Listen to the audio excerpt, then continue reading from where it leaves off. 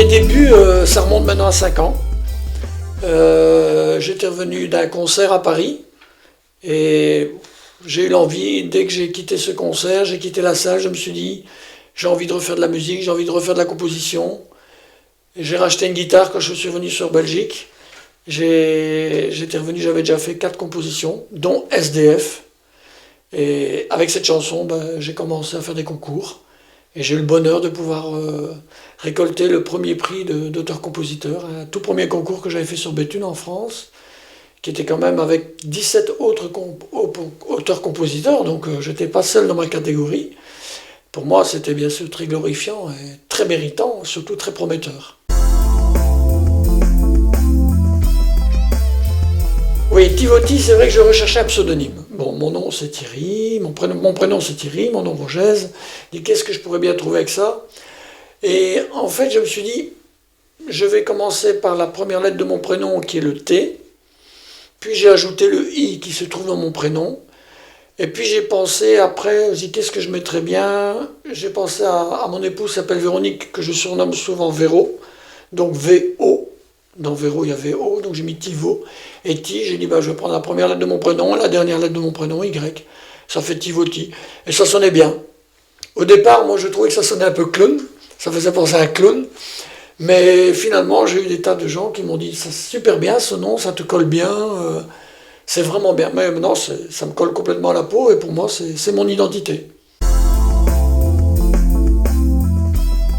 Ah, mon univers musical, c'est bien entendu, avant toute chose, la chanson française, mais bon, je suis très très attiré aussi, et je l'ai toujours été, par la composition anglaise, les musiques de ma génération, Pink Floyd, Deep Purple, Beatles.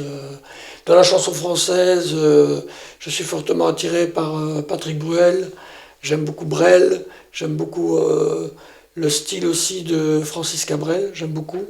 Et bien sûr, quelqu'un que j'adorais particulièrement, qui est malheureusement plus de ce monde, c'était Pierre Bachelet. J'aimais beaucoup ses compositions, sa manière de chanter. C'est un peu tout ça qui est englobé dans mon personnage. Oui, mon équipe, elle est récente en fait. Ça remonte à même pas 2 ans, même pas, puisque c'est suite à un concert où j'étais seul sur scène avec ma guitare, que quelqu'un est venu me trouver en disant écoute, moi je joue de la flûte et de l'harmonica, je voudrais bien t'accompagner. J'ai dit ok, pourquoi pas. Et puis ensuite s'est adjointe une dame qui fait du violoncelle, et ça a donné très très bien avec le violoncelle. Et puis par la suite, c'est Olivier qui nous a rejoints en tant que claviériste et percussionniste. Et prochainement, j'aurai bientôt, je l'espère, une bassiste, qui est mon épouse en fait, qui a déjà joué de la basse il y a très très longtemps, tout au début qu'on se connaissait, et qui par la suite, bien sûr, vu les circonstances de la vie, a abandonné, mais elle est en train de reprendre ici d'une manière très assidue pour essayer de m'accompagner dans mes différentes compositions. Clip et représentation vidéo, on va dire comme ça. Mais le premier clip qui a vraiment... qu'on peut vraiment appeler ça un clip vidéo qui représente une chanson, c'est Funambule de l'insouciance, oui, c'est vrai. Ici, je suis en préparation d'un deuxième clip, Mon Chapiteau, d'une chanson que j'ai composée, Mon Chapiteau. Mais on va peut-être faire d'abord au départ un clip ici sur SDF, parce qu'on approche la période d'hiver, on rentre dans le contexte justement de toutes ces personnes qui se trouvent à la rue, sans compter les réfugiés, enfin bref, je ne vais pas rentrer dans les détails, mais je pense qu'on est dans le bon contexte actuel pour peut-être préparer d'abord un clip sur SDF, et peut-être après finaliser Mon Chapiteau. Mais sinon, j'ai pas mal de petits extraits vidéo de mes concerts, de mes récitals qu'on s'est retrouvés sur mon site.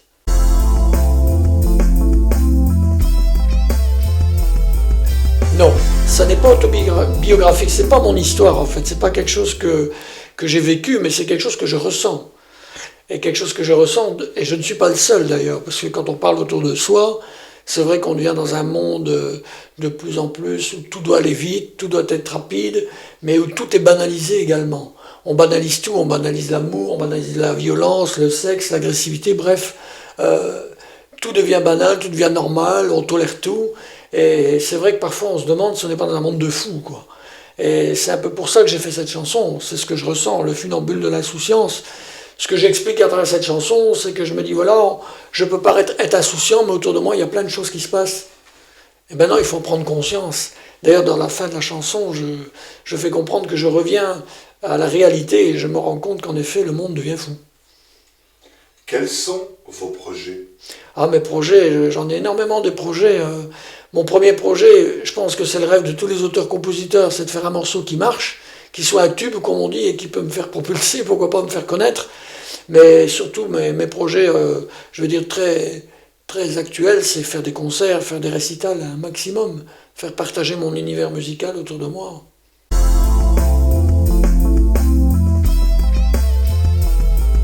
Ben, mon rêve, c'est bien entendu, je pense que c'est le rêve de tous les auteurs-compositeurs, c'est de pouvoir faire un morceau qui marche, qui fonctionne, qui soit un tube, que les gens fredonnent. Par exemple, ben voilà, le premier tube que... Enfin, j'appelle ça un tube, mais la première chanson que j'ai vraiment adorée et qui m'a fait quand même connaître, et qui m'a fait, je vais dire, qui m'a mis sur les scènes de premier auteur-compositeur, qui m'a permis d'avoir des lauréats, de récolter plusieurs prix, c'est SDF, que je veux bien interpréter rapidement d'ailleurs. Tiens, qui voilà? On t'a jamais vu? Est-ce la première fois que tu te retrouves à la rue? D'où viens-tu et que t'est-il arrivé? Es-tu riche ou bien es-tu fauché? Raconte-nous ton histoire. Tu sais, ici, on peut tout savoir. Chez nous, y a pas de secret, pas la peine de te cacher. Mais profite un peu de leur vie, prendre un peu de chien. Viens prendre un bout de ma couverture et avale un morceau de pain, tu sais les nuits sont dures, l'hiver n'est plus très loin. Viens prendre un bout de ma couverture et caresse le chien, lui seul à la dent dure, mais avec lui, tu ne crains rien.